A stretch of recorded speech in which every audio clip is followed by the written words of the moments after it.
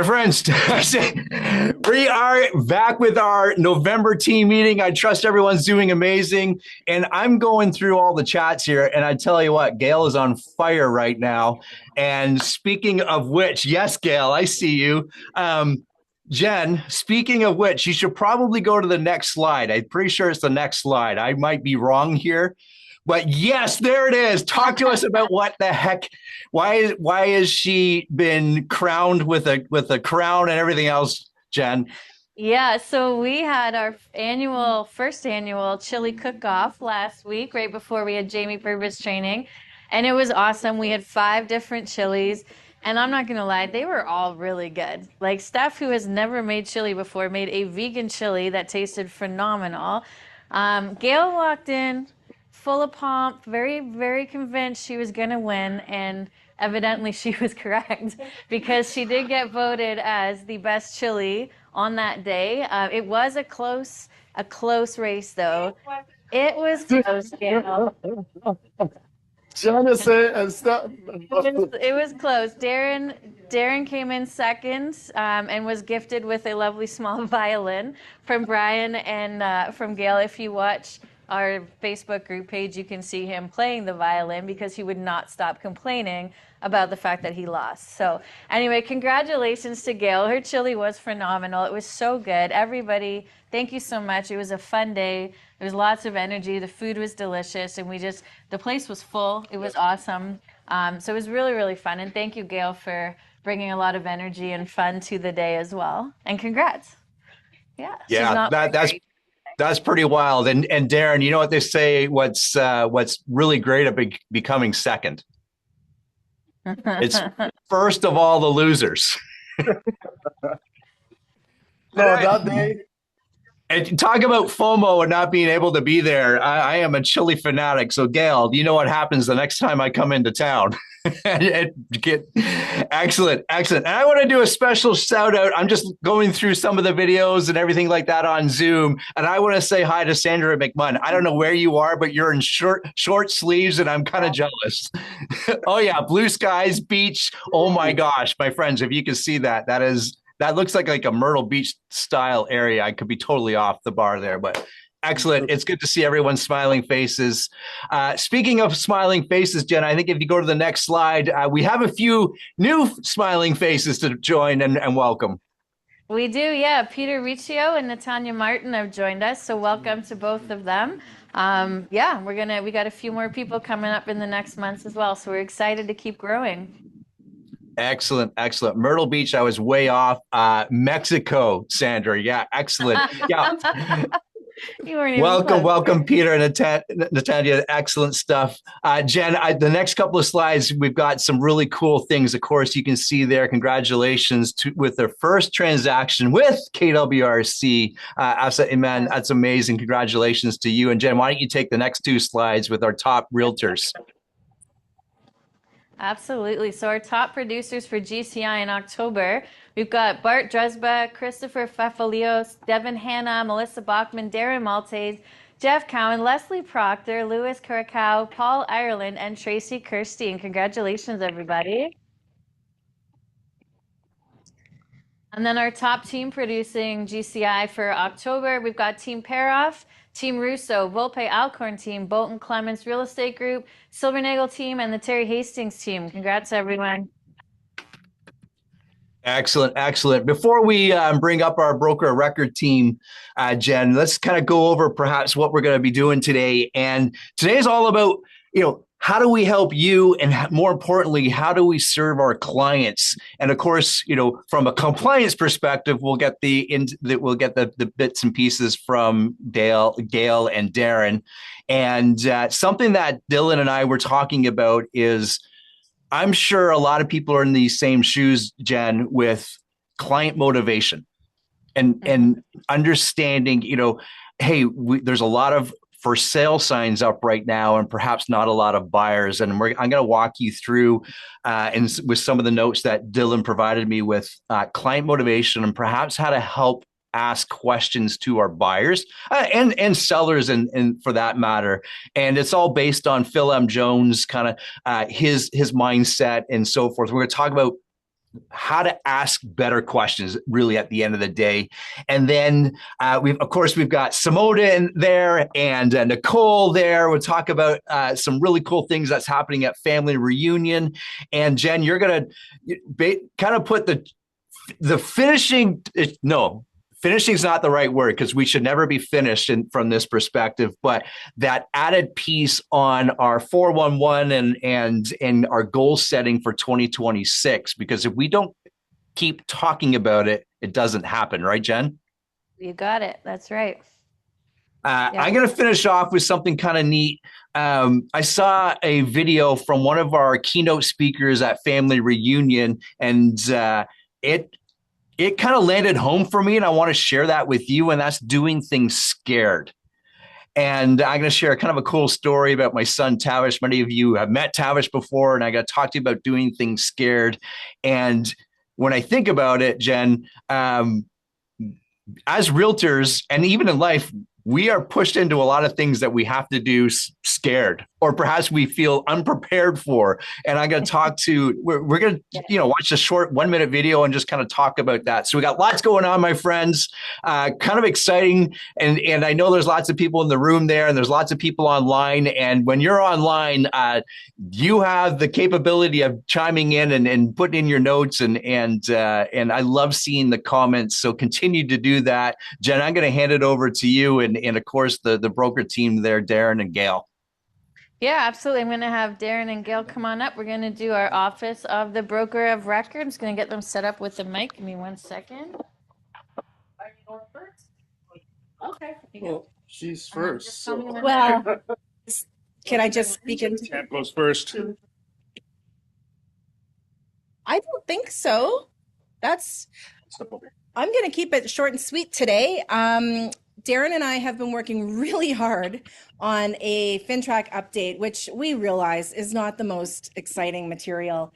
But what will raise your blood pressure is the fear factor of making mistakes. The fines have been changed and they are astronomical. You don't want to make mistakes. You want to protect yourself and get to know your clients before you're transacting. So with that being said, we do have 2 FinTrack update courses. Is it really an update? It's an overview. It's kind of our take on everything. Compliance course. But there are some new things that we all need to know. So we've got the first one next week, which not the last week of November already. And then the following week, we've got an evening Zoom option to make it available for those of you who have other commitments during the day or can't make the first one. But please sign up. It is important. The training room holds enough people that, we should have this space filled. So that's it for me. Awesome. I have this. Oh. Thank you. Thank you. Okay, compliance corner. Again, we come up here with all the great topics, right? All the really fun, exciting stuff. So anyone who's on a team, what we're seeing sometimes is a team leader will have the listing, and then one of the team members facilitates the offer. Can't be. You have to be on the representation agreement, okay? So if you have a team member who's going to be handling an agreement, make sure they're on the representation agreement as well, okay? Also, again, teams, if you have a secondary agent listed on MLS, they have to be on the representation agreement, okay? So, and when you're in that situation, if you happen to have a secondary agent on there, on your team, who's handling that, you cannot stay, you're both designated reps. So if you brought in a buyer, you're going to be in multiple rep. You can't separate that now because you have some intimate knowledge from the sellers, all that stuff. So you can't really serve that part of things and remain a separate designated rep or not in multiple rep. Okay. Any questions with that, you can certainly just reach out to me to understand, but anyone who's going to be putting anything on paper or representing on MLS has to be on the actual representation agreement. Okay, next. All right. So this is kind of breakdowns quick. So we get these notices of what people are getting fined for, all right? And coming soon exceeding 3 days. Someone puts up a coming soon or exclusive sign. The Korea cooperation policy requires that you are on MLS within 3 days, okay? In this case, they got a penalty of, here's what they had to do. So They had a financial penalty of $1,000 and a requirement to review and provide confirmation of the review of a RIA webinar. The realtor is in commission and services on representation agreements, and a completion of introduction to MLS rules course and completion of the Korea Realtor Code course. So it didn't just cost them money, it cost them a lot of time, and time is money. So just make sure you follow the MLS rules in these types of situations. Again, upholding advertising integrity.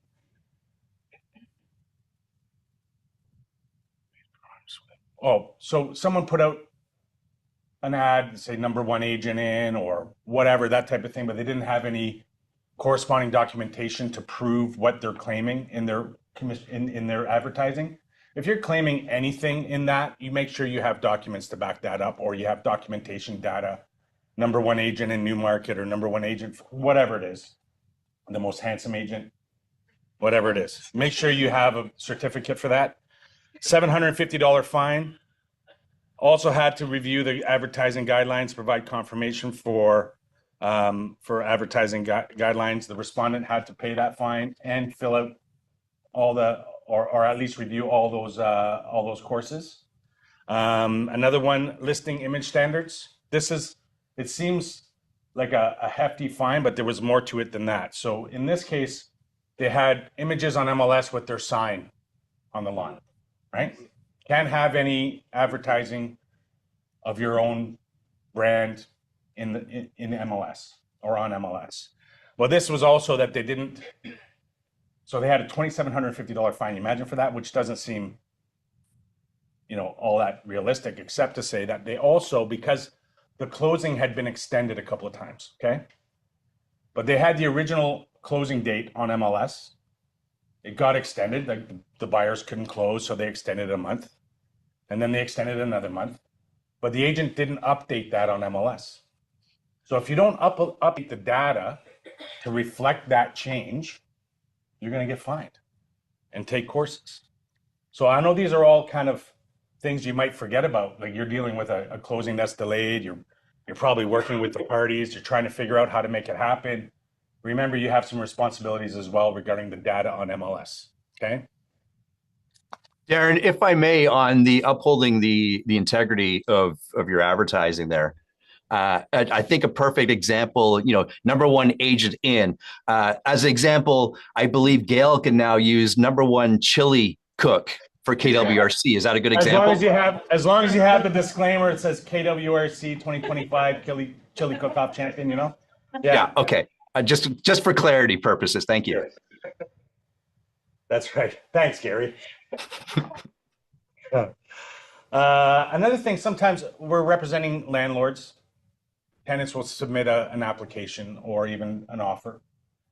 And for whatever reason, your landlord rejects that tenant. Don't share the reason why. Okay? There's, Human Rights Act. There's all kinds of things that you can expose your landlord to. Simple reply: landlord will not be proceeding with the tenant's offer. That's it. They call, just say, I'm not authorized to share the reasons why. We're just not doing it. That's it. Because you can open up a can of worms if someone's going to be litigious. Some tenants are going to be trying at several places. Maybe they get frustrated. They target you. They target your landlord. Be very, very brief on don't give any reasons, just a statement. We're not going to proceed. Okay. And I can show you, dealing with a lease right now, I can show you multiple replies just like that. We're not proceeding with any offer. That's it. Okay. Be careful to protect your landlords. Okay. Anything else after that? Schedule B. So we updated the Schedule B. It's in web forms. There's one for 1 and one for TREB for our KWRC. Now the folder is still named 2022. I can't alter that, but the document itself is called Schedule B 2025. And at the top of Schedule B, it shows as 2025. What I simply added was some additional wording for business and banking days. So we now have these statutory holidays, Canadian statutory holidays. And the way the wording was a statutory holiday, but there are statutory holidays in Canada that close the banks, that are not statutory holidays in Ontario. So I simply added some wording in there to clarify for those days that are where the bank is closed, but it's not a statutory holiday in Ontario. Okay, so make sure you use those updated Schedule Bs going forward. And I think that's it, right? Coffee with me on Friday? Us? Coffee with us on Friday? Oh yeah, and I get to do power sales this afternoon too. So we'll do that. We're going to be here from 2 to 3. But yeah, come out for coffees in the morning on Fridays. We go to Metropolis. It's a great place to hang out, and we just chit chat about what's going on in business and what's going on in life, and just kind of stay connected and stay acquainted. And then yeah, stick around for the power sales 2 to 3. Melissa had me come out and do this presentation in Barrie. I think it was well received. So we'll power sale, some of the things that you can do to protect your buyers in a power sale. And more importantly, if you're listing a power sale, how you can protect your commission, things like that. Okay. I think that's it. There we go. Okay. Thanks. Okay, my friends. Unfortunately, Dylan is unavailable to be with us today, but of course, we're going to remind everybody that he and Mike, maybe more importantly, Mike, host that daily Kickstart call. And I know, Jen, a lot of our agents love it. And when you show up, good things happen. To anything, obviously. And there's a lot of agents that are showing up every day. Jen, maybe provide a little bit more clarity or some specifics on why it's so important to start your day with this type of call. Yeah, for sure. So I think what it comes down to is, one, it's networking and it's connection. So there are other agents on the call, as well as Mike, sharing what we're seeing in the current market, what's working, what challenges agents are facing, and setting your goals and intentions for the day. The main reason you want to be on that call every day, because we get it. Sometimes the content can be more of the same or questions we've asked before. We understand that. But the habit of starting your day at 9 a.m., business call, talking about real estate, it sets the whole trajectory for the results you're going to get that day. And when you set yourself up with that routine and the consistency of that behavior, your day is more purposeful and more focused because you've set yourself up with a stronger morning, right? We all know the concept of, win the morning, win the day. It's the same concept. It's just a piece of that winning model for you to just plug right into. And you can do it at home. You can do it in the car. If you're driving, we know there's a school window there. Our kids are in it too. However, put it on mute and just listen. Hear the conversation. You don't need to participate to be present, right, in this situation, but it will improve your week and it will improve your business just because you're hearing and immersed in the environment. So, And what I'll even add there, Jen, the more you show up for your business, the more business will show up for you. So it's that simple. It's something it's half an hour of your day where you get that little motivation, you get that little different perspective, and now you can go implement it in your day. Like Jen says, win the morning, you win the day, you win the week, win your week, you have an outstanding month, you have an outstanding month, you can have a phenomenal year. And that all started with you winning your morning. Mm-hmm. And of course, on Thursdays too, we have Nicole every other week. We have Simona every other week. I know Larry, who we're going to announce today as one of our new preferred vendors. He's on the call and he's going to do some days where he kicks in. We're talking to the broker team about jumping on and having a session once a month as well. It's not just the coaching team asking you accountability or numbers. That's actually not really the purpose of the call whatsoever. It's to immerse you in what you need to know to have a better life, to run a better business, and to have a better year, essentially. And it's free. And Mike is just a phenomenal example of consistency. That guy runs every single meeting. On occasion, because he's on vacation or something, he doesn't even get sick. I don't understand it. He doesn't have kids. He doesn't have kids. That's it. Yeah, the guy's a machine, but he's a great person to follow and learn from in that sense because he's so systematic about how he shows up in his business and on those calls, and that turns into production. And that's why he's on the list for top teams this year. He's number 5, right? He's having a phenomenal year and continuing to grow because of that behavior. So he's a great living example of why consistency and habits are huge when it comes to success. That's all we're going to say that's nice about Mike today. Yeah. Okay, absolutely. my friends. unlocking client motivation. We talked about this just very briefly at the start. And this is all based on, I know you can't really see it in my video screen here, but I have a book in my hand from Phil M. Jones, which, if you've been around KW for the last at least maybe 3 or 4 years, you've been introduced to Phil, especially at family reunion, or he's come up to our Thrive event in Mississauga at KW. And the book that he's written is called Exactly What to Say: The Magic Words for Influence and Impact. And what I love about Phil is not only is he direct, he's got a great way of creating and asking questions. And then, of course, we all know the secret to asking a great question is being able to shut up. I can't say it any other way. Waiting for that answer, and even through that awkward silence. I know, when we've taught when we've taught negotiation skills, that awkward silence, even 5 seconds, is we're not used to it, right? And allowing that to go and hang even further. That's where the gold is hanging up, or is, excuse me, and putting these slides together and working with Dylan on some of this stuff, and talking about where our realtors perhaps are having some obstacles and so forth. Especially, I don't know if you know this, every Monday our leadership team meets to talk about what's going great, what's not going great, how can we improve, how can we offer more to our agents, and what training do we think is relevant, and talking to our realtors. And one of that is, hey, we've got a lot of clients that perhaps are, I don't want to say on the fence, but maybe they don't know their motivation. And we can help them through that.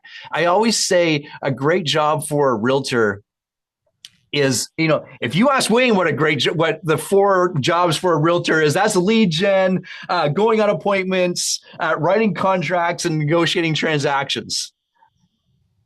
Or said differently, Wayne, don't come at me. Colin, don't come at me. I know. I know. I'm itching. I was like, no, it's actually 5. Yeah, that's right. It is 5. I left one. Here's the 5th and bonus one for today. Is with all that said, I truly feel that our role, not our job, perhaps our role as a realtor is to provide such an amazing experience for our client that they go shout it from the mountaintops. Now that could be good or bad, right? So it's up to us on what type of experience that they're going to have. And some of that comes with unlocking client motivation. Jen, go to the next slide if you could. Excellent. Why motivation matters. I'm just going to read this and we're going to talk about it a little bit. We got about 5 slides to go through. Motivation determines urgency, timeline, strategy, and how you support them emotionally. When motivation is unclear, you chase clients. I like this one. When motivation is clear, you lead clients. We lead clients to that great experience. And that's what we're going to talk about today. So I've got 5 questions to help these conversations. And these slides will be sent to you. So feel free to write them down. But yeah, these slides will be sent to you. The vision question. I love this one. When you picture the perfect outcome here, what does that look like for you? And what we're doing here is, and I bet you if you thought about that right away, you went internally. And that's where we want this to go, right? And what that does is when they start talking, you're getting them to talk about what that next home or what this sale does in their own words.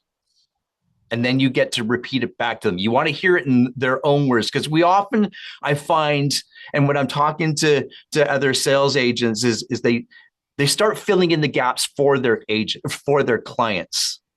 And while that's important, we don't always want to do that. We want them to fill in the gaps, because then they get to say it in their own words. Next question, Jen. This is the polite rewind. So following up with that, just so I understand clearly what has changed that makes exploring a move important right now. This provides clarity, and it might uncover urgency, or maybe more importantly, trigger events and stress points. Gary, I don't know. I don't know about the financing. Excellent. Let's introduce you to Nicole. She's going to walk you through it and what that means so you can understand it. Gary, the last time I sold a house, this happened. How many times have we heard that? Gary, I haven't sold a house in 25 years.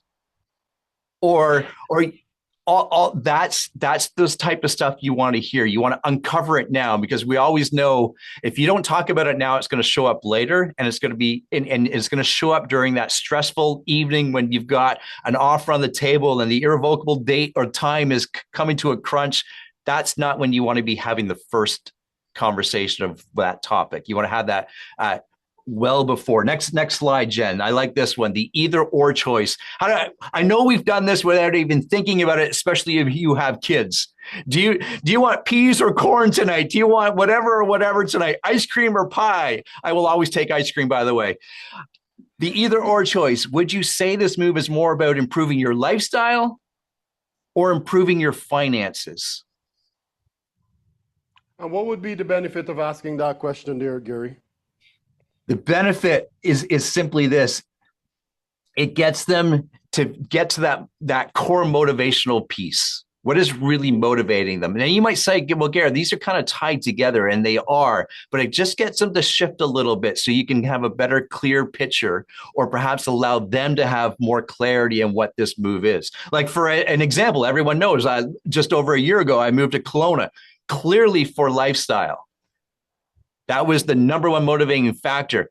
I'll be honest, though, there's also some good financial benefits to doing that. Moving from, the Toronto area, where we know is the real estate value is very, very high, and into the Kelowna market, it's not as high. So there are some financial benefits, but the true motivating one was lifestyle and having those types of conversations and understanding that. What I'll even add there, Gary, is when the client says it, it also becomes true. And sometimes they're hearing it for the first time, because that question is asked. Oh yeah, we're making this move because of lifestyle. Oh, so even if we were to sell $20,000 less than you expect, or your neighbor got 2 months ago, you're still achieving that lifestyle of you moving to Kelowna because the price is right now. Well, and I'm just thinking here too, how many times have we jumped on a phone, or we've sat in a client meeting for coffee, wherever that is, and they say, Gary, we want to talk about selling our house. Excellent. And you show up and you kind of verbally just throw up all over them of all the benefits of using yourself and why that's important right now. And you haven't really discussed their motivation for selling or moving. Yep. You just come in and say, okay, you could probably sell your house, for $1 million, and we can move to here, and you're going to buy for 900, or you're going to buy for 1.2. These are the questions you should be having first. Mm-hmm. I find, Jen, too, when I start having these types of conversations, this is the listing presentation without doing the listing presentation, because now you're skipping all of that stuff and getting to the core of what really matters to your clients. Next question, Jen. The impact question. What would you need to happen for you to feel this move is absolutely the right decision? And again, this now gets into perhaps their non-negotiables. It has to be a 4-bedroom home because I want to use that other bedroom as a guest room because my in-laws come and live with us 6 months of the year, whatever that might be. Their success, why is it so successful for them? Their emotional drivers as well. With that same scenario, we have to, maybe it's a combined household where in-laws or family members are moving back with them, that type of thing. These are important questions that maybe they've obviously already have thought about, or it gives you clarity on what is really driving them, and it helps them with that. These are all important questions. Okay, last question, Jen. Next slide. The obstacle question. Is there anything that might hold you back from moving forward, even if the opportunity is perfect? Why is this so important? This is designed in a way that will hopefully dig into any fears that they might have of making a decision, some hidden influences or decision blockers. I can think of a really fresh example of this last night when I was helping a client make some decisions on an offer. When you get to talk through things like this, it really helps your client. The other thing that I've learned from Phil too, Colin, is when you're talking with your clients and they're at a moment and they are at a tough decision, they don't know what to do. and I think I've mentioned this before on the calls, or I haven't my training. People want to know that other people have experienced the same type of stress and situation. Yeah. And I've learned this from Phil. One of the best lines you could ever use is, other people in your shoes have done this. And that not only disarms them, but that allows them to feel, okay, I'm not the only one having to make, a decision on a listing or a property or an offer. People want to know that other people have experienced this before. They're not the first ones to ever have to increase their price on an offer or whatever that may look like. So this allows some of those hidden influences and definitely fears to come through. My friends, these 5 questions, and maybe you want to fine tune them to fit your specific situation or your tone, do it, but use the core of these 5 questions. Last slide, Jen. This is bringing it all together. Of course, the right questions we can see here builds trust. It creates clarity. Clarity creates movement. Motivation becomes your compass for guiding clients to better decisions. Motivation becomes your compass to guiding clients to a better experience. That's what I'll end with, Colin. So, and thank you so much for these questions, Gary. Now, as an agent now, you've just introduced us to 5 beautiful questions. Should we now know these off of our head when we're in front of our clients, or can we have it in front of us written down and it's more an interview process where we're purposefully going through these questions? What do you recommend? I love it. Yes. But how many times have we sat there with a notepad or you have your phone and here's what I love, Colin, too, and Jen, is those times where I sit down with a client and I'm talking to Colin about selling his house. Colin, do you mind if I just take some notes? There we go. And how many times have we done that? And you can have these questions already pre-printed. I'm just going to fill out some notes. I've got some questions to ask you. You don't need to memorize the entire world because we can use our tools, our phone, notepads, pre-printed documents to help us guide it. Because now you're coming prepared. That's what that tells me. That's what that client should be feeling. Here's a prepared, I want a business partner, if you will, that's going to help me through these decisions. Absolutely. And like you rightfully said, Gary, you're reading that, it's now easy to stay on track and not be, sidetracked. Oh, then they're like, yeah, because we want our mother-in-laws, my in-laws will be moving in with us. You can easily go, oh my gosh, that could be, tell me more about that experience. And then you go off topic. Now we bring it back to, okay, and now the second question that I had for you, I promise it's 5 questions I'm asking. And my second question, and you go through this. So at the end of this, their motivation, their needs, and every time you're bringing back that conversation, 3 months in and the listing need to be reduced because we're way out, the price is so high. You bring back the motivation. When we first sat down, you mentioned this, and you read that over. Has any of this changed? Yeah. And I think one of the things to remember twofold, bringing it back with, it's a great tool if you're a chatty person, like some of us happen to be. It's a great way to force yourself to shut up because now you're listening and you're writing the notes. Your brain is focused on something else because sometimes we fill the gap. And so instead of talking, take notes. But on top of that, people feel heard when you take notes. They feel like you're actively listening and respecting what they're telling you and hearing what they're telling you. So the act of asking for permission and then taking the note actually qualifies that you are there 100% focused on them, and it helps build the connection that you're creating in that moment. So you have better rapport and you go deeper with them, which means, and if you guys were in Jamie Purvis's class last week, he spoke on this very heavily, our job is to connect with people. That's it. Learn how to connect at a very high level. The rest will follow because they'll trust you. And taking notes is actually one of the best ways to do that when you're in a meeting environment. So. Well said. Thank you. Whoops. Did I do that? I am the one with the clicker after all. All right, there we are. All right. Yeah, that's on you. Okay.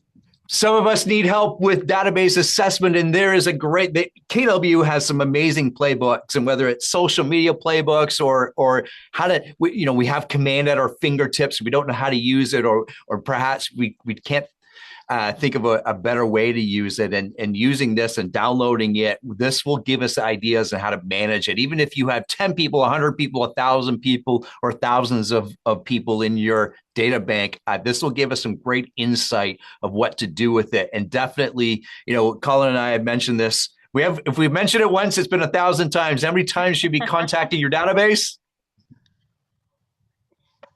That was a question for Colin, but that's okay. Oh, sorry. As many times as I was Amazon. waiting for them to respond. Okay, Yeah. my Yeah. How many times should we be connecting with our database? As many times as possible. As many times as possible. And the analogy that we'll use, if you're an Amazon Prime member, you know it because they will not let you forget it. They are contacting you multiple times a day. So if one of the largest companies in the world has that freedom, you have that freedom as well. We're getting asked a few questions in the room, Gary, about where to find this. So obviously you've got the QR code there. However, these are all in Command. So when you log into Commands, because I can see Michelle and Gail looking at me with questions here, log into Command, and across the top, you're going to see your Command, and then you're going to see Connect. Click on the Connect tab, and then just search for Database Assessment Playbook, or just put in the word playbook.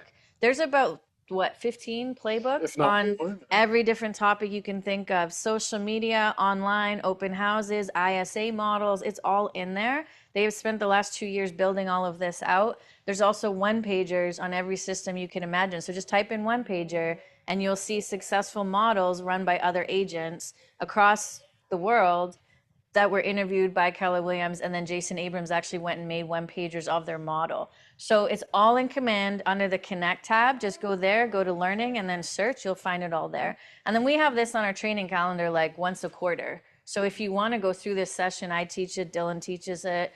We've had a few other agents teach it as well, but it's a really great tool for getting the most out of your database. Yep. Speaking of getting into Command, Colin and I were talking about this morning. In that same thing, the Connect piece, there are a number of on-demand courses that you can take. So if you're sitting there one evening if we're getting into winter and it's snowy, you don't want to hit the roads and you want to do something and make the valuable time, jump into Command and look up some of these KW on-demand courses. And my friends, some of them are, you pay money for. Yeah, I think it's up to about $300, and others there's some great sessions in there that are all included with what we get with KW Command and so forth. But check it out. There's some amazing resources there, Jen. Excellent stuff. So Gary, Simona's not here today. I know you're not here, so you don't know. She wasn't able to make it. She just had I think she had to deal with some family stuff. But of course, we want to obviously mention that she is our legal partner. They do have their office location in Aurora. Somebody is there every Monday. They're phenomenal at being responsive, at getting back to you, answering questions, and they're here to support you, whether they're working the deal you have a question about, or you just need a second opinion or answers to a tricky scenario or question. So please use them not only to help facilitate your deals, but as a legal resource in the brokerage. Whenever you have any questions, they're happy to accommodate that, and they're extremely knowledgeable and very fast with response rates. So you will get an answer exceptionally quickly. Just send Simona an email and she will get back to you. Okay. But I know she's unfortunately wasn't able to make it today, but she does send her regrets on that. Gary, is this you? Is this me? Sure. We are so fortunate to have Dylan and Matt walk us through from an economic piece what's going on with the Ontario real estate market, the Toronto real estate market, and our local market, and breaking it down in bite-sized chunks. I know when they jump on their call, it's typically an hour or more long, but that's because they are doing it in specifics: Aurora area, Newmarket area, Georgina area, and thereabouts. And it's just those 10 minutes of each areas that you can tune into. No, they don't want me to say that. Tune into the entire hour. However, this is great stuff because they break it down for us so we can share that with our clients. that information, and they do it monthly. Make sure you're tuned into that and have that resource, Jen. I'm so thankful that they've taken that over, and they are far better at doing and breaking it down than I ever was. So appreciate Matt and Dylan for doing that. Okay, next slide, guys. We've got family reunion, and there's some pretty cool things, Colin. Talk to us about Jay Shetty. We mentioned this, I think it was last month. Jay Shetty is one of the keynote speakers. He's going to be here. He's going to be at KW Family Reunion in Atlanta. I've never been to Atlanta, so I'm looking forward to that. And Jay is just going to be phenomenal. He's going to be speaking then. I think Gary's going to be interviewing him that day. If you don't know who Jay Shetty is, check him out on YouTube. He has some really good podcasts and interviews. Jay Shetty is going to be in the house. And Jason Abrams mentioned the lineup that we're having this year is just out of this world. The amount of top hitting speakers that they're bringing is next level. Mm-hmm. Next slide, Jen. Gary Keller. Gary Keller, not Gary McGowan. No, Gary McGowan will not be interviewing Jay Shetty. That'd be pretty sweet. Sorry, I had to correct that. But I want to, and I will one day. Of course you will. Go ahead, Gary. CEO Summit. This is an additional data family reunion that many of us have been able to take advantage of. And right off the bat, you should be going anyways with Neil Patel and, of course, the others there. All phenomenal. And as Colin just mentioned, some incredible speakers throughout the entire week for family reunion. Next slide, Jen. This is really cool. I'm going to be honest with you. I didn't know who Ryan Leak was until this came out. And now when we sign off on the team meeting, I'm going to finish with a short 1-minute video about Ryan Leak, or that he shares, and it's pretty powerful. I am now really excited to hear him speak, and it is going to be phenomenal. He's an entertaining speaker, captivating speaker. And of course, you can see here talking to us about social media and the value of it, and creating, a following or a tribe, and talking not to the vast, but to the specific avatar you want to speak to, that type of thing. Next slide, Jen. This is really cool. So I'm not sure if KW have done something like this in the past, where they've taken an entire family reunion day and dedicate it to something specific. As you can see here, social media con. And I got to tell you, when they announced this, that was pretty cool. They said there's going to be some bigger announcements coming after this. And next slide, Jen, this is the big announcement. Yep. Put it in the comments if you've ever heard or seen Gary Vee speak. I know, Colin, you and I have. Mike Russo was there, and a number of others when he came to Toronto about 4 years ago for the Treb session. Yeah. And he, if you don't know Gary Vee's story, go look up his story. He took his family's wine business in the States and put it online and started talking about wine. And then all of that, you might get, Gary, where's this going? All of that experience has turned Gary Vee into one of the most sought after social media and ahead of the curve type speakers basically on the planet. Mm-hmm. And with that, he's going to be there. Again, this is someone who's going to speak for an hour and a half. Gary's going to interview Gary Keller. We'll be interviewing him for an hour and a half after. So it's going to be a packed day. And every time Gary speaks, he just brings a lot of knowledge. Some of you might not be aware of Gary Vee. His language is very colorful. Just about to say that. Extremely colorful language. However, the knowledge and the wisdom behind his voice is so powerful. So please don't dismiss his colorful language, because the knowledge that comes with that is beautiful. And this is the first, I think, over the last couple of years with us bringing Tony Robbins, who is a speaker, every time he gets on stage, he will always use some colorful language, and he purposefully uses that to break your patterns. And then last year we had Corey, what's her name? This woman, Cody Sanchez. Cody, yeah. yeah, Cody Sanchez. She's a Forgot very about her. colorful speaker as well. Yes. And now Gary Vee, and I asked Jason Abrams, I was like, where are we going? He's like, yes, in the past, Keller Williams would have never brought any of these people on stage. However, the information that they're bringing to us, it's so important that we will be doing ourselves and our agent a disservice if we don't deliver that message. So with that, Gary Vee is going to be there, very powerful speaker, and he's someone who's been ahead of social media. He's going to be there for Social Media Con. That's an all-day event. There's a lot of AI talks that will be happening. So it's going to be a fun day. Next slide, Jen. So, my friends, this is Gary McGowan interviewing Gary Vee. Yes, that is true. And that was Realtor Quest about 5 years ago. And I think, Gary, you were one of the first persons to go up there and ask him a question. So well done for taking action and doing it scared. And doing it scared. There you have it, my friend. So, yes, see you in Atlanta. These are all great reasons to get down to Atlanta. These are great speakers. And we all know, we've talked about it many times in the past. It's more than the speakers, it's the connections and everything that you get to make while you're down there improving. And Colin, you started it. When you show up for your business improves. I'm paraphrasing, but this is what happens at Family Reunion. And if any of you want to come, but budget is a conversation, just come speak to Colin or I about what that could look like. We can try and work with you to figure out how to get you there, because we know you're there and your business changes. Absolutely. Especially with that lineup of speakers. Like that is the best, I think. I mean, Tony Robbins was cool, but this is next level. You got Jay Shetty, you got Gary Vee. I don't know who Ryan Leake is either, but I'm excited to find out, Gary. But it's just going to be phenomenal. So if your goal is to get there, come have a conversation. Our goal is to help you figure out how we can make that happen for you.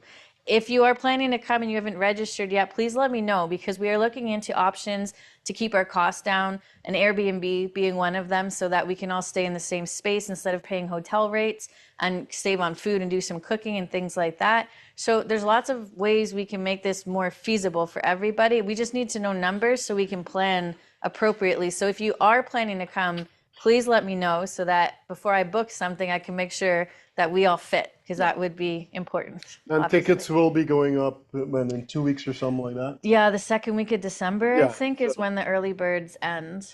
Okay. Awesome. So we got Nicole here in the room with us. Come on up, Nicole. And if you're in the room with us, we'll sponsor Burberry today. So take it away, Nicole. Thank you. Oh gosh, I'm never good with these things. Okay.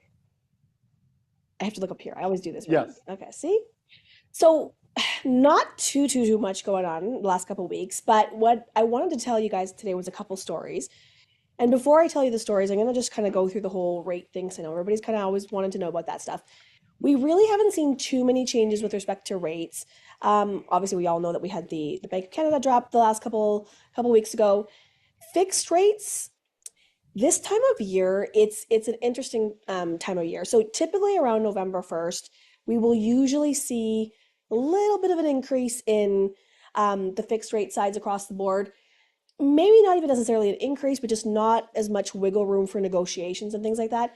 That really just comes down to the fact that it's the beginning of the fiscal year for the financial market. So all these banks, basically, the easiest way to explain it is they kind of have their bellies full. They're like, okay, we hit all our targets from last year. It's kind of the beginning of a good year, a new year now. We'll just kind of chill out for a little bit. So if you're hearing that, we're not seeing as much, movement in rates and things like that, it's nothing to be worried about. It's just kind of normal. It's a thing. If you've got quick closings, maybe not as much room for negotiations, but nothing to be too worried about. What I wanted to bring up with that, though, was it's really interesting because, and I'm sure Matt and Dylan probably kind of maybe got into some of this right before the last Bank of Canada decrease, but banks in general, they are pushing, you guys have heard me say this, they're all pushing for fixed rates. They want you to lock into fixed rates. They don't want, the flexibility of a variable rate. And so I literally think it was like 2 days before the last announcement. And the last Bank of Canada announcement, we were all pretty sure we were going to likely see, small decrease. It was like, probably the most convinced we all were at any time. RBC at that point in time put out an article that basically said, okay, no, we think there's going to be an increase. And that was pretty strategic in my opinion, because it's like, okay, hey, we just want to throw things off. We want to, worry people to lock them in. I think it was Monday this week, we saw Scotiabank do the exact same thing, where it was all the other banks and all the other economists are basically like, yeah, we're, economy's still sluggish, sure, we're seeing some, compromise in the tariff, world and wars. But for the most part, everything is still status quo. We're kind of, expecting that things will stay the same and positive up until the end of Q1. And then Scotia came out and said that literally the title, I should have screenshotted it for you guys. The title was basically like, Scotiabank foresees rate increases ahead for, the latter part of 2026. And it was just, I'm reading it and my face was like, really?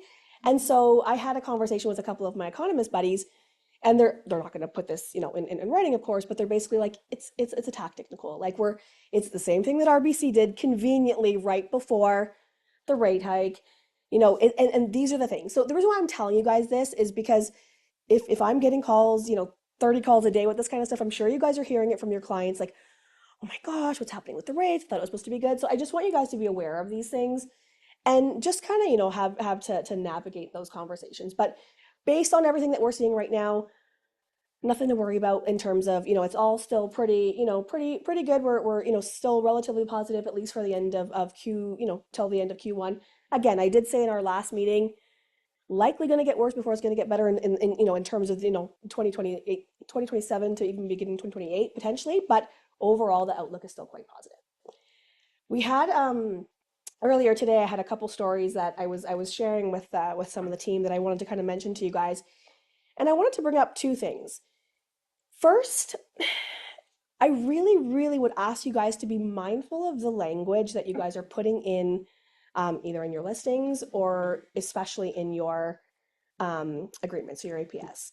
I know we all pretty much know, the as is, where, like, all those kind of things that, lenders have an issue with. But I mentioned this specifically with Gail, because I'm not trying to tell you guys to not be compliant about things. That's not what this is at all. We have to be very, mindful. We want to be, of course, do our due diligence and be, working in our client's best interest. But I want you guys to be aware that if you are putting something in a listing, in the listing, the language, or in an agreement, there is literally no way that myself or any of your other brokers or finance partners can ignore it or cannot see it. So if you are calling attention to something more so than it needs to be, it is likely going to be a bigger problem for myself and your financing partners. So I'll give you a couple of examples.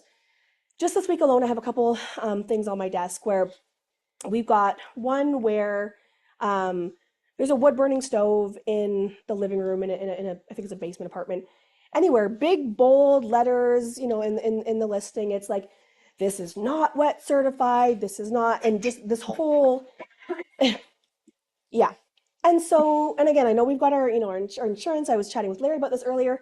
Guys, again, I'm not saying to not do your due diligence and have your conversations with the clients about it, but there are better ways to probably deal with this outside of making it very loud and bold. Because in my specific situation for this client, it's an insured deal. So it's a less than 20% deal. The lender's not the boss, the insurer is. There's only 3 insurers in Canada, despite 70 lenders that I work with. And they're going to make a big deal of it. And on top of it, this deal was supposed to close in 30 days, which is already, tight. And so now, like, if I knew about this before, so this is another reason where you kind of, chat with your mortgage people beforehand. Again, not telling you not to deal with it, but if you're dealing with this aside from it, or you're not necessarily putting these big, bold things in the listing, we can still do what we need to do. Make sure your clients are good, do what you need to do. And I won't necessarily, oh, so what is that? So no worries. I won't have, is that, I was gonna say my phone, oh, it's on silent, so it's good. So, again, I won't have an issue, because now, am I gonna get this done? Yes. Are we doing a 30-day closing? No. And it's because this is, I can't unsee this. And they went ahead and did this whole thing before it came to my attention anyway. So we couldn't even, kind of mediate it beforehand. So things like that, it's important. And I have another one, for example, same thing where it's, it was a 4-bedroom house, and in big bold letters, it mentions that, because they had done renovation, so it's 3+1, but they made mention of it very loudly that septic is only for 3 bedrooms and things like this. And again, These are all things that are important to deal with. I'm not telling you guys not to, but when you make it very loud and apparent in these agreements in the listings, I can't, again, unsee it. So one, if you're just being proactive, as I really hope all of you are, and chatting with your mortgage brokers in advance before you're actually putting in an offer, sometimes it's as simple as I can give you a suggestion. Sometimes you can even just call and have things, potentially change, or we can work out something that I can at least, not necessarily have to navigate with the lenders, right? Because a lot of times things are, again, just done from a sales perspective or to cover your, but I get it's a compliance thing for sometimes, but I just want you guys to be mindful of that because it's landing on my desk a lot lately and it's just causing unnecessary issues. And the last story I wanted to just tell you guys about, and this is where, again, I just want to emphasize that because I know each and every one of you are always working in your client's best interest, and this is the thing, and this is the value of KW, we are going above and beyond for our clients. I had a situation that I'm dealing with right now. It's a realtor partner of mine, and I deal with them on a regular basis. I am not dealing with these clients. I tell you guys all the time, and I genuinely mean it. Call me. I am happy to help. He called me. Condition of financing is up today. He called me because he's like, I don't know if this sounds right. And he called me to tell me first-time home buyers, and the situation that he had was that again, condition was up today. They needed to waive, and they weren't going to be able to get an extension. And the problem was that the other mortgage broker, was saying that they could, they had some issues with their credit, and they had some delinquencies, and their credit score was low. And the mortgage broker was like, just pay it off, and we'll get it dealt with, and we'll wrap up. And so he was calling me to basically say, like, does that sound right to you? Like, should we firm this up? If, how long is that process going to take? And in the process of all of this, he was explaining the deal. So give me the gist of the deal. It was first-time home buyers, a brother and a sister. Sister was a Canadian citizen. Brother was on a work permit here for a few months, and has only been here for a few months, so didn't have 2-year worth of credit, didn't have all of these things. So none of this was a problem. None of this was even mentioned. He called me about the credit payment. And I explained the story earlier, and it was a much longer story, but the gist of it, I'm just gonna kind of wrap this up for you guys, was I spoke to the clients and wholeheartedly tried to help them to work with their current broker and said, do this, you need to do this, you need to do this. They went back and they spoke to the broker. The broker told them to tell me to stay in my lane. And by telling me to stay in my lane, if I did not have that conversation and they waived today, they literally would have been completely screwed, for lack of a better way of saying it, because this financing wouldn't even have happened. The work permit, just so that you guys again know, and this is more of a legal thing, but the broker had told them to just not bother with the legal side of it because it wasn't their job. If people are on a work permit, we have a foreign buyer ban, as you guys know. And with that foreign buyer ban, there are exemptions, there are exceptions. They need to be mitigated and looked at up front. So the first things first with this should have been that the client should have spoken to a lawyer to make sure that that work permit was going to be, the eligible requirements for the exemption, that there wasn't going to be an unnecessary tax, all those kinds of things. And even just the basic credit things. So my point in all of this is, one, make sure that you are working with, you guys go out of your way to work in your client's best interest. Make sure you guys are working with people who are not going to just do the bare minimum and are actually looking into things, because all of these things, if they waived, wouldn't even have come out until about 2 weeks prior to closing. And they literally would not have been able to close. It would have been a disaster. And so I get really passionate about these things because you have to go above and beyond for these. And to me, it's not even above and beyond. That's just, but so if something doesn't sound right, please call the people that you trust. You can't always work with, your partners, but please make sure that you're working, at least having those conversations on those calls, because thankfully we were able to save this one, but that's not always the case. That's all I got for you guys. Thank you very much. Thank you very much, Nicole. Truly appreciate it. And thank you for always going above and beyond for each and every one of our realtor partners, really being there to answer their calls and just guide them. It's such an honor to be in business with you. Thank you. I'm Yes. just holding the mic here. All right, so next up, we actually are announcing a new preferred partner. We have partnered with Larry Hoover, who is a insurance partner. He covers auto insurance, residential property, commercial property. We've had long conversations about what he can do and how he serves his clients. He can pretty much insure anything. That's what I've learned. So if you are looking for an insurance partner, reach out to Larry. He has some great guidance and some great tools of value that you can bring to your clients. But I'm going to let him speak for himself because he is here with us. So Larry, come on up and just give an introduction and let the agents know who you are and how you can help them. Stand on the chalk mark, right? Yeah. Thank you. And Thanks smile. so much, Dan. I appreciate I can do that. So let's say you get a phone call from a client, you sold them a property a few years ago. They tell you, I had a fire. I'm at $120,000 and counting. I was not insured properly. And you referred that person to them, by the way. Hello, everybody. I'm Larry Hoover. I'm a P&C insurance broker. So that does include auto, business, but property is my favorite place to be. This story I just told you is a true story. Karen Carodi's a financial advisor in Oakville. She told me this happened. So I have a question for you. If your current home and auto policy today has missing coverages, missing discounts, and potential claim denied items, would you want to know about it? Watch the nods. Yes. Okay, think about your clients. Do you think your clients would want to know about it in their situation? Yes. Try this. Your prospects who never transacted with you. You should have a database, by the way. What if do you think they would want to know that? Yes. Absolutely. So back in 2012, I transitioned my career from a corporate sales professional well, I decided to reinvent what a broker role should look like here in Ontario. So I created something called a policy audit.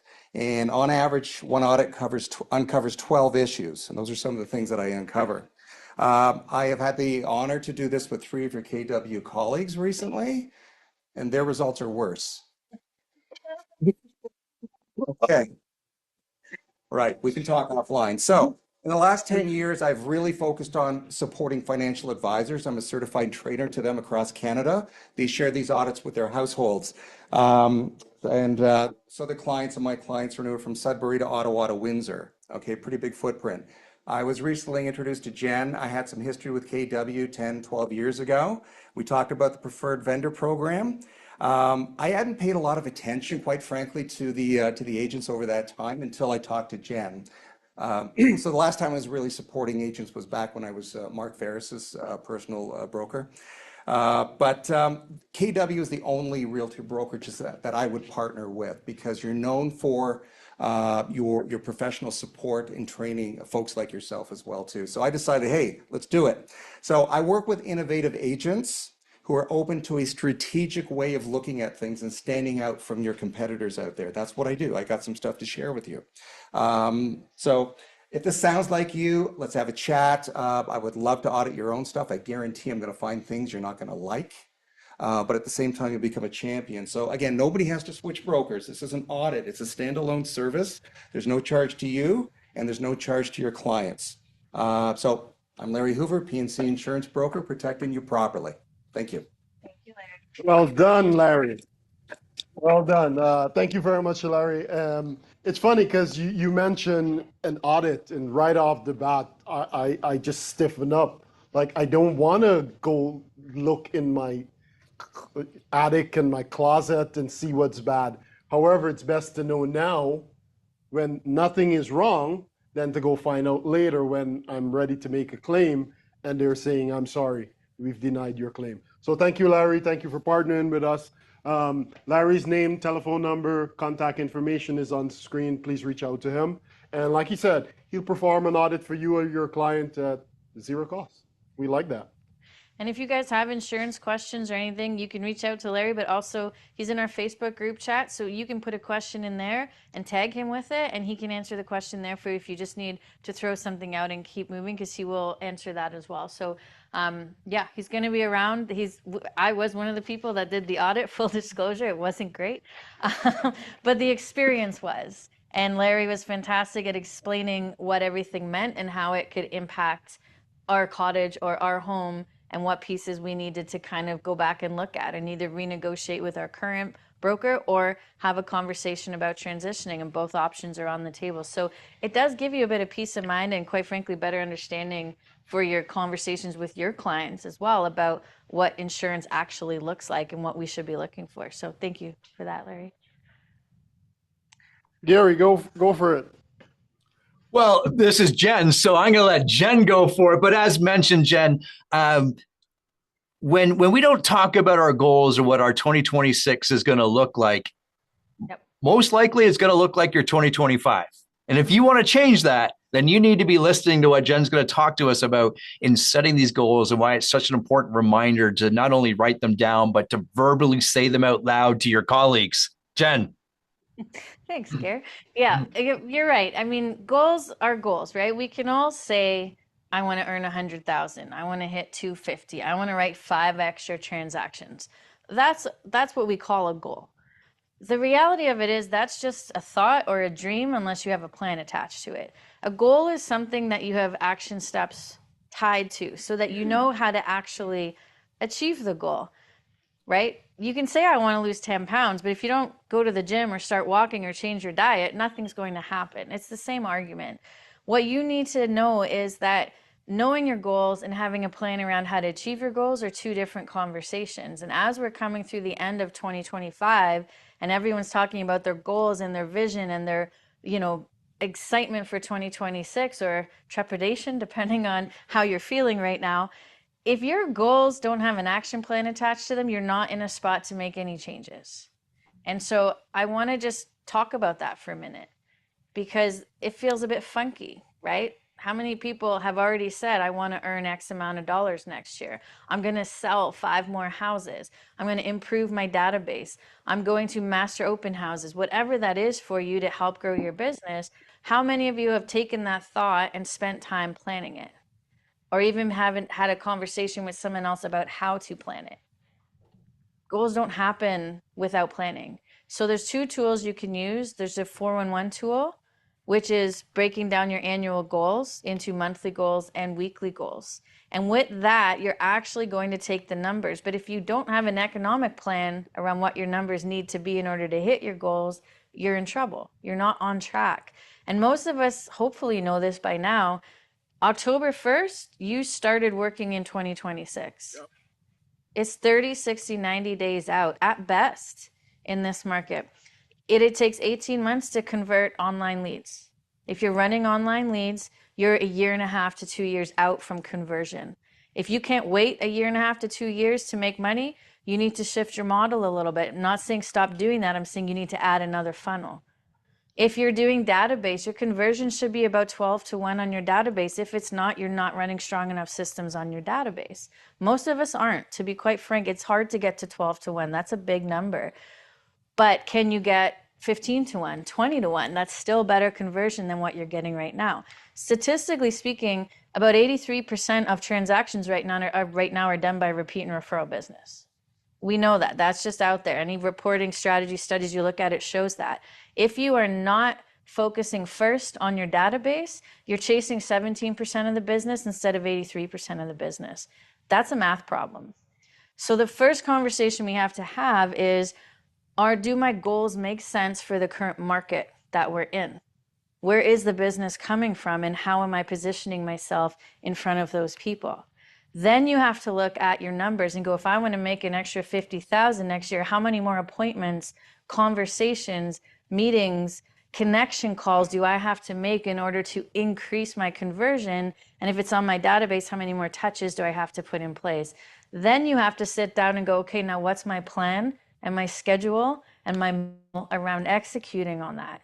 If you're not doing all of those things, guys, I'm not trying to bring this meeting down, but you're not going to get there because it is harder right now than it has ever been to hit your financial goals in this market, in real estate. This is the hardest it's been in 20 years.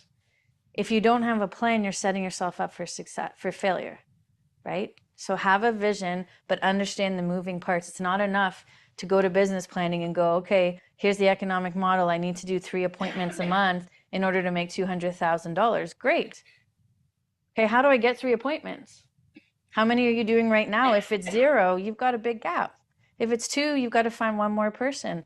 but you need to sit down and analyze your business. This is why we're always bugging you guys about tracking, because if you were tracking your numbers, we'd be able to find the gaps and go, hey, we can improve here, we can improve here. Stop doing that. It's not getting you any return on your time, and focus on this area. So I would encourage all of you to, first of all, dig deeper on that model conversation and on those goals conversations. Second of all, book an appointment with one of the coaches or with myself, whoever that needs to be, to have that conversation so you have clarity as soon as possible, because we're probably having this conversation too late. We should have done this in September so that you could be prepared for October 1. Better late than never. You're still going to have time to get on track for the spring market, right? And that is the goal. We want to make money. I'm assuming that's why we're all here for the most part. And we want to serve people at the highest level possible. Your goals need to reflect that. Our industry right now, slammed with noise. Like, there is just constant noise. We are being sold something every 3 seconds. We're being distracted by things that don't benefit us, but we're making other people money because we're paying for all of it, because we're like, hey, $15 for a PDF, cool, that's not that bad until you bought like 30 of them, right? And you could have put that money back into your own business if you had clarity. Goals, plans, clarity, and then schedule. That's how you go from I have an idea to I have an outcome. And if you need help with that conversation, reach out to me, reach out to Dylan, reach out to Melissa, reach out to Mike, call our ALC members. We can all have a conversation with you and sit down. If everybody is interested in having a class on laying that out and putting it in paper and coming and doing a workshop, I'm happy to host that, but I need a commitment that people are going to show up in order to do it. So you guys can message me or get together and then collectively let me know. I'm happy to do it. I think it would be a great exercise, especially coming into Christmas season when we're all going to check out a little bit. And I'm going to encourage all of you to door knock your cards, okay? Don't put them in the mail. We've had some chats about this. Megan, I'm looking at you. Yeah. You've done the door knocking and had exceptional results. It's not a negative thing. It's a very positive thing. It is one of the best ways to get a face-to-face engagement with someone right before the holidays. If they're thinking about selling in the spring, you've just put yourself top of mind in that moment. And then you double down on it with a holiday message and a New Year's message. And then midway through January, you're like, hey, who wants to know what their home is worth? And boom, their hand goes up, right? There are strategies around executing efficiently without all the extra work. Know your model, know your goal, know your model, know your challenges, put a plan in place, build a schedule around your plan, and shut everything else out. That's how you get there. All right, that's it. Nobody's Jen, adding anything to that. I love how you share. We are truly honored to have you part of our team, my friends. Jen, what if we even took the questions that I mentioned earlier and just kind of fine tune them for our own business? Yeah, right? they'd be hard to answer. I think because you gotta go internal on that stuff, right? Why are you here? What is your motivation? Why does $100,000 or $200,000 or $350,000 or starting a team? Why is that your goal?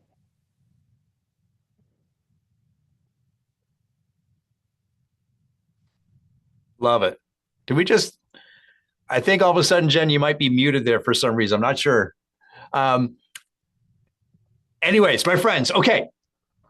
Our next, get in touch with Jen and the leadership team and talk to them about and creating your goals and getting very clear on what that looks like. You just might have to change the audio input and then go back to the one that we're using on Zoom there. Next slide, Jen. Okay. You know me, I love a good podcast. The Millionaire Real Estate Agent, the podcast that Jason Abrams hosts, is so it's there's so much gold in there. We've been having this podcast for now 3 or 4 years, and it is tremendously beneficial to us. There's so many good resources within that. Tune in. I know I love jumping on a podcast, maybe when I'm working away here or definitely driving, and there's some really, really great stuff out there. And sometimes it just takes a little golden nugget for you to hear something that changes your business. So tune into that. Jenna, next slide, if you could. We got there's more podcasts, obviously.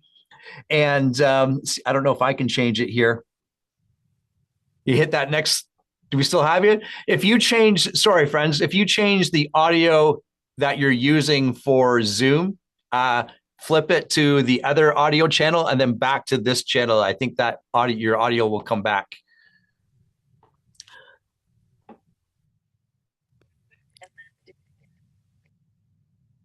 Test us. There you go. Okay, We're good. So you We're can good. hear me. Excellent. Excellent. Okay, next slide, Jen, if you could, or Colin. More podcasts. Tune into it. There's so many available that KW has for us, and of course, there's the other ones that are the one thing, and of course, think like the CEO. But the one thing is also incredibly important. Okay, let's talk about being scared. Again, another slide there, Jen, and. I want you. I can't see you, but I'm going to trust you. If you're in the room, put up your hand if you've done something scared before, or you've been scared while doing it. And if you're in the chat, just type in why. And I'm sure many of us, if not all of us, if not absolutely on more occasions than one or 1,000, you've done something scared, Colin. And I'm going to share just a short video here with Ryan Leake, in fact, and he talks about doing things scared. Yeah, I'm seeing some of those yeses come in, and I'm sure you're seeing them in the room there. Play that video, Jen. It's the next slide. I absolutely love the quote from Glennon Doyle, if you can't beat the fear, just do it scared. Some people ask me, Ryan, do you get nervous before you speak? I say every time. They say, so what do you do about the nerves? Nothing. I just do it nervous. Sometimes you just do it tired. Sometimes you just do it depressed. Sometimes you just do it lonely. Sometimes you just do it broke. But you have to just do it. Ideal circumstances and ideal emotions may not come your way, but you don't need ideal to just do it anyways. Yeah. I love it. Just do it. Okay, there's so much to unpack there, my friends. First of all, the Nike saying, and this is not me making this up. I heard this from a speaker many years ago that just kind of broke down that slogan that is so famous that everyone knows, just do it. And I mentioned this to Colin earlier today. The phrase, let me rephrase that. If Nike came out with only the phrase, do it, it doesn't land the same as just do it. The just, when I looked it up and reminded myself of what that means and what the speaker was talking about, is just includes this immediate, simple action without overthinking it. Mm-hmm. Let me tell you a little story about my friend, my son Tavish. And friend, my friend and son Tavish. Many of you know Tavish. Tavish has Down syndrome. He's 15 years old, and if you know Tavish, he never has a bad day. He might have bad moments, but never a bad day. And let me tell you about a frustrating moment he was having just last Sunday. We take him, the Special Olympics program here has a skating, learn to skate. And he used to skate. And of course, our move, he hasn't skated for a couple of years now. And we got him back on skates. And I could see him there standing with the coach, and he made it a foot from the bench. And it had been like 10 minutes. I'm like, what is going on? And as a dad, you want to get over there and fix it. But we are not there to fix things. We're there to help guide, right? As at least that's my view on a parent, being a parent or a friend or a coach or a mentor. So I walk over there. I'm like, buddy, what's going on? And he looked at me with like this, you could just see it, the fear in his eyes. Dad, I'm scared. And without thinking about it, and you know me, I'm that glass is half full, positive, that type of person. I simply said, dude, it's okay to be scared. And do you know what? In that moment, that was all that he needed to hear. Oh, it's okay to be. And he got right on the ice and started skating with his coach. More like dragging, or I should say, or at least standing up. Got it on the ice. But my friends, how many times, and you heard Ryan Leake say it, what's it like? Are you ever scared? Are you ever nervous to get on stage and speak or do a listing presentation or pick up that phone and ask him for a price reduction? Colin, we've all been there. We've all been scared or nervous. Yes. You mentioned it earlier when we were talking about this offline. You talked about labeling it. Talk to us about like labeling, our fear in a sense. Absolutely, because like Gary and I were discussing earlier, And Ryan Leake said, when he's about to go on stage, people ask, are you nervous? And he's like, absolutely. But you can, that physiologically, what happens inside of your body of being nervous is the same as being excited. So you can change that label from being nervous to now being excited. And now it's just a positive outlook just by relabeling it. So like Ryan is saying, like Gary's saying, we're going to feel that fear. We're going to feel scared. We're going to feel lonely. We're going to feel broke. We're going to feel judged. But we just do it. You reminded me of something too. I remember I was coaching my daughter's soccer team this summer, and some of the girls were saying, "Man, I'm really nervous about this game." And you mentioned it just now. Nervousness and excitement is the same emotion. Yeah. It's how we decide to label it. Ryan Lee talked about, just do it. You're scared, and we've all been this. You're scared, you're nervous, you're tired, you're depressed, you're lonely. Or maybe for some of us too, in this certain, economic time, we've been broke. These are all real things, my friends, real things that we need to talk about. However, you just need to do it. Doing it scared becomes the habit that removes excuses and builds momentum. That's what we're talking about, to help you to push this through. And I mentioned before, Phil M. Jones often talks about other people in your shoes have done this. Yes. And Ryan Leake just explained what other people in our shoes have done when they're scared. You just do it. My friends, this is a really, really important thing to get over. Not get over, get through. Right? We're always going to have those moments in our lives where we're scared to do something. Like I said, we're speaking specifically about our real estate business. Ask for that price reduction. Or the seller wants X amount of dollars and the valuation is, $100,000 difference. Yeah. And you're afraid because if you say that, they're not going to list with you. Yeah. Just do it, right? Because you have the information in front of you. Not only that, you're there as a reminder, help guide them through these scenarios in which they're not. Remember, we do this every day. I just sold a house last night, and they hadn't sold or bought a house in over 25 years. How many times have we been in that type of situation? And we're there to help guide and allow them to have that best experience possible. Just do it scared, my friends. Just do it scared. We've all been there, right, Jen? 100%. I get scared like twice a week. The conversations you have to have, navigating things as a parent, coaching people, helping people run big businesses, being responsible for the brokers, like it's constant. If you can't move through it, you're stuck. And, there is no way to unscare yourself. You just have to do it anyway. What I have learned, though, is that once you do it and you realize what the outcome of the action is, it does help to mitigate the fear. Because you do it and you go, hey, that conversation actually went really well. Or like, hey, that agent actually did want to talk to me. Or, hey, that client called me because I called them and they gave me a call back. Or I delivered a card and now they want me to come talk about listing their house. The outcome rewires your brain and allows you to manage the fear a little bit better. It's getting through the fear that is the reason most of us get stuck, right? So just do it so that you can understand you have nothing to be afraid of. Excellent. We're going to end it with that, my friends. Okay. Next slide, Jen. Colin, I love this, the 20-year financial plan. People love the plan tomorrow, but they don't think about what the next 20 years looks like. And they're planning tomorrow because they want to go meet their friend for coffee, let alone their financial plan. Talk to us about this and what we're going to get out of this.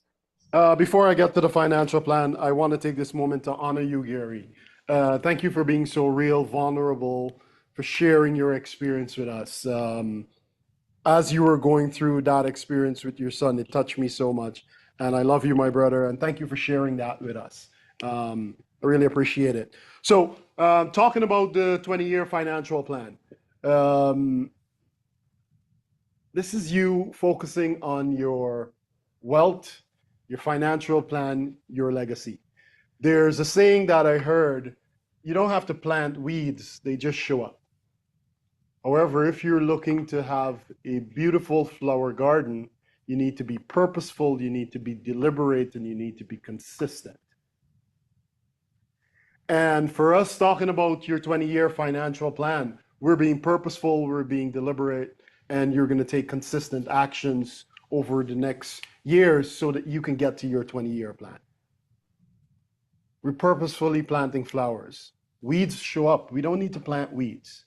There's a research out that says that people spend more time planning a vacation than they do a 20-year, 30-year, 50-year plan. And we're saying 20-year and 50-year plan, and some people are thinking there's a 50-year plan. You look at some of the big, like some of the countries, and in the Chinese culture, when businesses they plan, they don't plan for 5 and 10 years. They plan 100 and 500-year plans. So what we're going to be working on is your financial plan for your business, your life, your legacy. What do you want it all to look like? And that's what we're going to be talking about in this training. So if you don't have one, please join us next week, Wednesday. We're going to be talking about that. We're also going to have a spiritual plan in there, a health plan. All of that will be part of it. So would love to see you in the class that day. It's from 11 to 12. So please join us next week, Wednesday, and we can talk about that. And right after, Jen? Yeah, right after. Actually, we gave you an hour break so that you can have some lunch.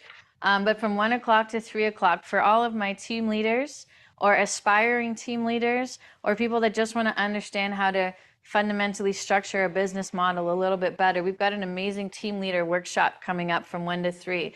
So Jay Miller, who anybody who's been selling real estate in the Newmarket area knows, is coming in to speak, as well as Brandon Wasser. Brandon is one of the co-owners of Key Group. They do over 130 transactions annually as a team. And then Michael Volpe, Terry Hastings, who's going to be zooming in from Mexico to have a little interview with us. She was going to come in person, and then she booked a vacation. So she's going to be zooming in as well. The whole point of this session, it's going to be a smaller group. It's going to be an intimate conversation around managing and leading a team. That is the whole purpose of it. What they did, what their journey looked like, how they got there, how they handled the challenges that you have to handle as a team leader, as agents who are in production and out of production. It's a bit of a mixed bag there, so you're going to get all the different perspectives. And we're just going to break it down. It's going to be a panel-style conversation. You'll be able to interact, ask questions.